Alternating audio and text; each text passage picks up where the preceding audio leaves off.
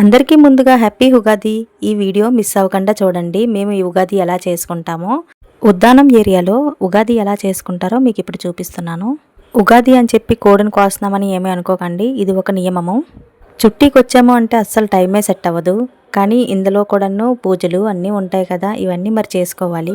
ముందుగా మార్నింగ్ లేచి fresh up అయిపోయి ఇప్పుడు మనము దేవుడు ఉండే మందిరం ఉంటుంది కదా, అది మొత్తం వెళ్ళి క్లీన్ చేసుకొని వస్తాను. ఆ గుడి మొత్తం కడిగి, గుడి అంటే అంత పెద్దదేమీ కాదండి, కానీ మా తోటలో మేమే పూజ చేసుకుంటాము. అంటే మా కులదైవంగా మేము పూజిస్తున్నాము. ఇక్కడ పూర్తిగా కడిగి ముగ్గు పెట్టేసి వచ్చాను. ఆ అమ్మవారి పేరు హరిదాసుపురం అమ్మవారు. మాకైతే ఇక్కడ టౌన్లో పక్కపక్కన ఇల్లులు ఉండవు, కొంచెం దూరం దూరంగా ఉంటాయి. అందుకే మాది మొత్తం తోటలో ఇల్లు అంటారు. ఇక్కడ ప్రతి ఒక్కరికి సేమ్ అలాగే ఉంటుంది, తోటకు ఒక ఇల్లు. ఇది మొత్తం మా తోట అనమాట. ఈ తోటలో మా ఇల్లు మీరు చూడండి. ఫైనల్గా ముగ్గేయడం కంప్లీట్ అయిపోయింది. ఇప్పుడు ఏంటంటే ఉగాది అంటే మరి మామిడికాయ పచ్చడి ఉండాలి కదా. పచ్చడి అంటే మా ఉద్దానం స్టైల్లో నేను చూపిస్తున్నాను. పచ్చడి అంటున్నారు, మరి ఇలా చేస్తున్నారని మాత్రం ఎవరు అనకండి. ఇటువైపు ఇలానే చేస్తారు. ముందుగా మామిడికాయ ముక్కలు, కొంచెం చింతపండు గుజ్జు, ఇంకా బెల్లం తురుము వేసుకొని మొత్తం కలుపుకొని అందులోనే కొంచెం వేప పువ్వు కూడా వేసుకొని కలుపుకుంటాము. అందులో వేప పువ్వు వేసుకున్న తర్వాత 1 టీ స్పూన్ సాల్ట్ కూడా వేసుకుంటాము. అప్పుడు అంతా కలిసేటట్టుగా కలుపుకోవాలి. దాని తర్వాత మనం దేవుడి దగ్గర ప్రసాదం పెట్టుకొని మనం మామిడికాయ అనేది కొత్త గెలుస్తాము.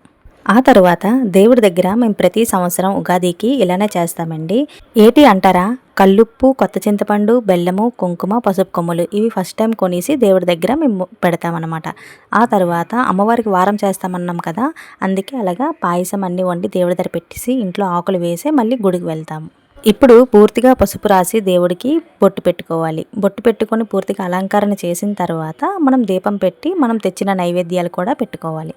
మేము ప్రతి ఇయర్ ఈ దేవుడికి పెయింట్లు కూడా వేయిస్తాము. కాకపోతే మనం పసుపు రాసి ఏటవుతుందంటే ఇలా పూర్తిగా కలర్ అనేది కొంచెం ఇదైపోతుంది. మళ్ళీ వేయిస్తాము దసరాకి. ఇలా పూర్తిగా రెడీ చేసిన తర్వాత దేవుడికి దీపం, అగరవత్తులు వెలిగించి, అగరవత్తులు అన్నీ వెలిగించిన తర్వాత ఇంట్లో నుండి తెచ్చిన మనం పాయసం ఉంటుంది కదా, అదేమో దేవుడికి నైవేద్యం పెట్టాలి. పెట్టిన తర్వాత పూర్తిగా గుగ్గిలం ధూపం అన్నీ వేసి మేము దేవుడికి ధూపం వేస్తాము. మరి అసలైంది ఇప్పుడే ఉంది. ఏటి అంటారా, మనం మరి కోడికి కూడా ఇవ్వాలి కదా. మరి తప్పదండి, కోడికి బలి ఇవ్వచ్చా అని మీరు అడగొచ్చు. కానీ ఏటి అంటే మా అత్తమ్మ వాళ్ళు అప్పటి వాళ్ళు కాబట్టి వాళ్ళు అది చేస్తూనే ఉంటారు ప్రతి ఇయర్. అమావాస్యకు కానీ, నవరాత్రుల టైంలో, దసరాకు కానీ అన్నిటికీ. ఇలా కోడికి పూర్తిగా కాళ్ళు అన్నీ కడిగేసి పసుపు రాసి ఇలా మొక్కుకుంటారనమాట. మొక్కుకున్న తర్వాత ఒక్కొక్కరుగా పట్టుకొని దండం పెట్టుకుంటారు. దండం పెట్టుకొని మేము కూడా దండం పెట్టుకుంటాం. ఏదైనా మనకి కోరుకున్నాము అంటే పక్కా అవుతుందండి, అంత మంచి దేవుడు అనమాట. ఆ తర్వాత కోడికి తినిపిస్తారండి. మనం ఇంటి నుండి తెచ్చిన పాయసం ఇవి ఉంటాయి కదా, అవి తినిపిస్తారు. మా వారు కూడా పట్టుకొని దేవుడి దండం పెట్టుకుంటున్నారు. అక్కడ కూడా ఏటంటున్నారు అని అంటే, మనం కోడికి బలి ఇవ్వద్దు, మనం పూర్తిగా దేవుడి పేరు చెప్పి వదిలేద్దాం అంటున్నారు. కానీ మా అత్తమ్మ అలా ఒప్పుకోవట్లేదు, అందుకనే అక్కడ బలి ఇవ్వాల్సి వచ్చింది. అలా తినిపించిన తర్వాత మరి దేవుడికి మనం కొత్త చీర కూడా చూపిస్తామన్నప్పుడు కొత్త చీర కూడా పెట్టాలి. అందుకే మేము కొత్త చీర కూడాను దేవుడి దగ్గర పెట్టేశాము. దేవుడికి కొత్త చీర చూపించిన వెంటనే ఇక కోడికి వేటేయాల్సిందే. మరి వేట అంటే మరి మీకు చూపించాలనుకుంటున్నాను, అందుకని ఈ వీడియో తీశాను. మా ఉద్దానం ఏరియాలో ప్రతి ఒక్కరు ఈ కొత్త అమావాస్యకి కోడిని వేటేస్తారు. ఎందుకు అంటే ప్రతి ఒక్కరికి తోటల్లోన అమ్మవార్లు ఉంటాయండి. ఒక్కొక్క తోటకి ఒక్కొక్క అమ్మవారు ఉంటుంది. అందుకే ప్రతి కొత్త అమావాస్య ఉగాదికి ఇలా కోడిని వేటేస్తారు. ఇలా కోడిని కోసిన తర్వాత వాటి కొంచెం బ్లడ్ అనేది ఈ నెయ్యిల్లో కలుపుతారనమాట. ఈ నెయ్యిల్లో కలిపి పూర్తిగా తోటంతా చల్లుతారు.